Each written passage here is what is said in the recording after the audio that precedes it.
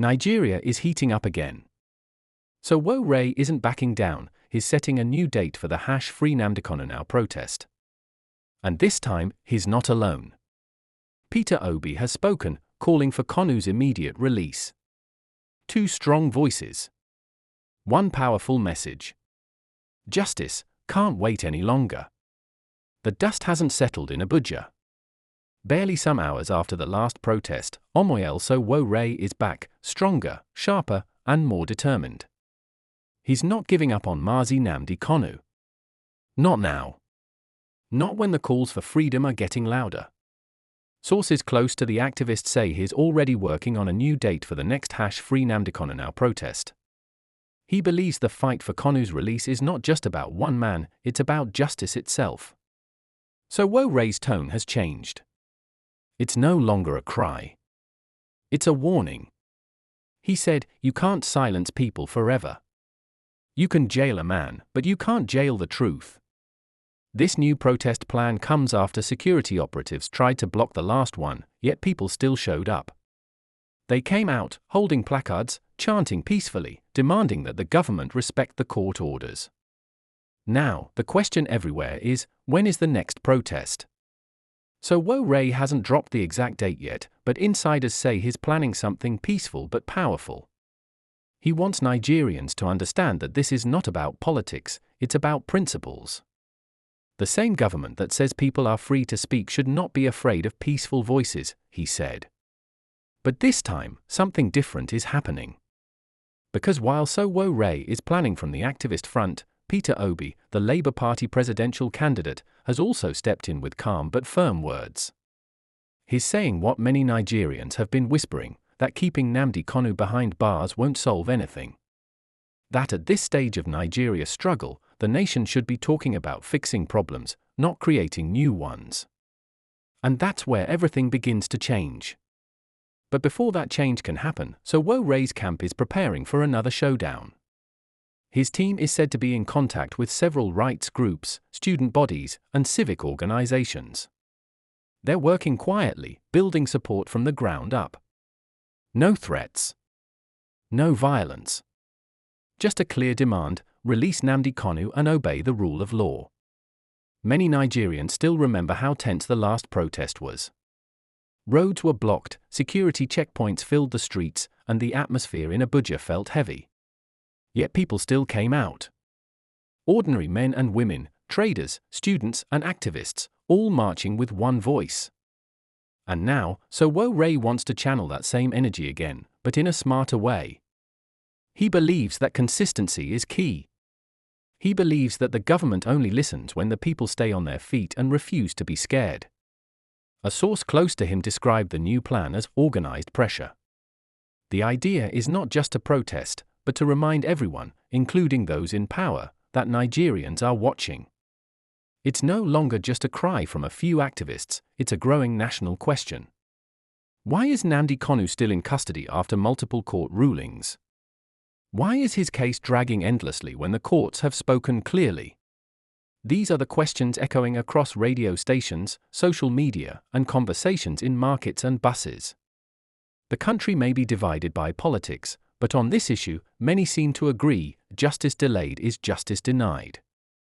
Sowore has made it clear that he's not driven by tribal or regional loyalty. He says his push for Kanu's release is rooted in fairness, that when the law speaks, no one should be above it, not even the government. He's also aware of the risks. Every time he speaks, he knows the eyes watching him. But he doesn't seem moved. He says silence is worse than fear, and that history never remembers those who kept quiet when it mattered most. As the news of his planned new date spreads, so does anticipation. Supporters of Kanu across Nigeria and in the diaspora are already preparing. They see this as another opportunity to remind the world that Kanu's case is not forgotten. And in a time when many Nigerians feel voiceless, Sowore's persistence feels like a spark in the dark. A reminder that courage still lives here. This is not just a story of one protest or one man in detention. It's the story of a country struggling to find its moral center, where truth, law, and leadership must meet again. And at the center of it all stands Omoyele Sowore, facing power, facing fear, and refusing to back down. Peter Obi's words came quietly, but they hit hard. In a short statement after a public event, he said, "This is not what we should be discussing now. We should be talking about how to fix our country, not how to keep dividing it." He didn't shout. He didn't point fingers. But the message was clear. He called for the immediate release of Mazi Nnamdi Kanu, saying that peace cannot exist without justice. He reminded the government that Nigeria's unity will remain fragile for as long as one group feels unfairly treated. His tone was calm, yet heavy with truth. He spoke as a man who had seen too much political noise and not enough real solutions. And for many Nigerians, those words carried a weight that could not be ignored. Peter Obi explained that the continuous detention of Nnamdi Kanu has become more than a legal issue, it has become a national wound. A wound that keeps reopening every time the government chooses silence over dialogue. He said, when people feel excluded or unheard, it creates anger. And anger, when ignored, becomes a danger to peace. That single sentence captured the mood of millions. Because deep down, people know that the situation is no longer just about Kanu as a person. It's about fairness, trust, and the kind of country Nigeria wants to be. The reaction was immediate. Across the country, Obi's words began trending. Not because they were loud, but because they were true. He didn't take sides. He took sense. Commentators, activists, and even some government supporters admitted that his statement came at the right time. Nigeria's economy is struggling. Inflation is breaking homes. And citizens are tired of the endless blame game. So, when Obi said, "We should be talking about how to fix the country," many nodded in agreement. Because truly, that's what people want. The roads are bad. Hospitals are failing. Prices are rising daily. And insecurity keeps spreading. These are the issues Obi believes should take priority. But he also knows that you can't fix a divided country by pretending its divisions don't exist. You must heal them. And for him, healing starts with justice. He made it clear that obeying court orders and releasing Nnamdi Kanu would send a strong message that Nigeria still respects the rule of law. Those who listened to him closely noticed something deeper. He wasn't trying to play politics with pain. He was speaking from a place of national conscience. For years, Obi has been known for choosing his words carefully. He rarely comments on controversial issues unless they truly matter. So, when he finally spoke about Kanu, people knew it wasn't random. It was deliberate. And it came from conviction. His statement also sent quiet ripples through the political class. Some insiders said top officials were uncomfortable. They didn't expect Obi to take such a public position, especially on a matter that has divided opinions for years. But he did, and he stood by it. While Sowore was planning from the activist front, Obi was speaking from the statesman's angle.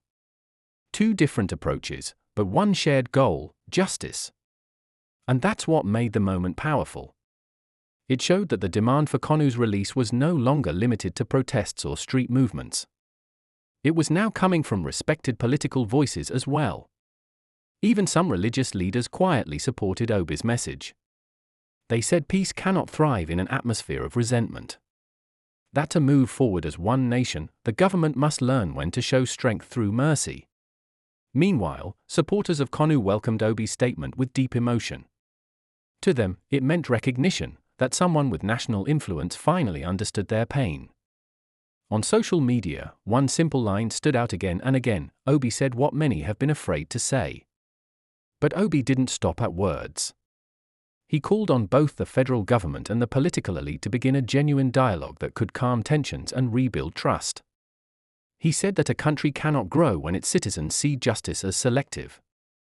And that until the government chooses dialogue over detention, peace will remain an illusion. His words, though gentle, carried the tone of urgency. Because he understands that time is not on Nigeria's side. Every day of delay deepens division. Every moment of silence widens the gap. And at the same time, Omoyele Sowore's renewed protest plans gave Obi's message even more weight. It created a rare combination: fire and calm, courage and wisdom, activism and diplomacy. One was pushing on the streets. The other was reasoning from the table. But both were heading toward the same destination, justice.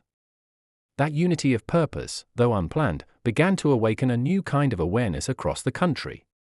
People started asking, if Sowore and Obi, two men from totally different paths, can speak the same truth, what is stopping those in power from listening?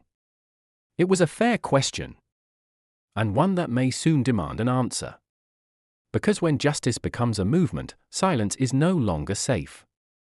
And Peter Obi's message has made one thing clear: Nigeria cannot heal by hiding its wounds. Now, the spotlight is back on Abuja. Rumors of Sowore's next protest date are spreading fast. Security agencies are already on alert, quietly observing every signal, every post, and every move. But Nigerians are asking one question louder than before: will the government finally listen this time? Nnamdi Kanu's detention has dragged on for years. Court after court has given orders. Protests have come and gone. Voices have risen and faded. Yet, the story remains the same: silence from the top. But this time, something feels different. Because the call for justice is no longer coming from one side of the country. It's coming from many. Different voices. Different regions. Different beliefs. And somehow, they all agree on one thing: it's time to end this. From Sowore's fierce activism to Peter Obi's calm diplomacy, a rare unity is forming. Two men who have never worked together are suddenly echoing the same message. And that message is simple: free Nnamdi Kanu and let the nation breathe again. For Sowore, it's about standing up against injustice and defending the people's right to protest. For Obi, it's about restoring balance and focusing on fixing the country's deeper problems. Together, even without coordination, they have become two forces pointing in one direction: peace through fairness. Within the government, not everyone is against that idea. Some quiet voices admit privately that this matter has gone too far. They say the issue could have been resolved long ago through dialogue and respect for the rule of law. But politics and pride have kept the door locked. Now, that locked door is shaking again. Because the people are watching more closely than ever. The streets are restless. The economy is bleeding. And faith in leadership is fading. Every delay feels like fuel poured into an already burning fire. Every ignored court ruling feels like a message that justice is selective. And selective justice, in any nation, is the seed of chaos. That is why the pressure is rising. Sowore's camp is finalizing new plans, determined to make the next protest not just a march, but a message. They want it peaceful, legal, and loud enough to be heard around the world. At the same time, Obi supporters are using his words to open new conversations. They are calling for calm but firm engagement. They believe that leadership should be shown not through intimidation but through listening. This is where Nigeria now stands, between strength and wisdom, between fear and fairness. Even those who used to stay silent are beginning to speak. Writers, lawyers, and clerics are now joining the call for dialogue and action. They say that releasing Nnamdi Kanu would not make the government weak, it would make it wise. Because true strength is shown in restraint, not revenge. Across radio and television discussions, a new tone is emerging. People are asking, how long can this tension continue? How long can the courts be ignored without consequence? How long can a nation talk about unity while acting in division? Each day, the questions grow louder. And with every question, pressure mounts on those in power to act. The longer they wait, the more symbolic Kanu's detention becomes, not as a case of law, but as a measure of justice in Nigeria itself. This is why many now see the coming weeks as a turning point. Sowore's next move will test the limits of civic courage. Peter Obi's words will test the government's willingness to listen. And the people, the millions who just want peace and progress, will test whether hope can still win in a country this divided.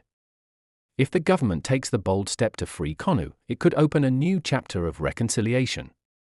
It could calm tempers, rebuild confidence, and send a signal that law and justice still mean something.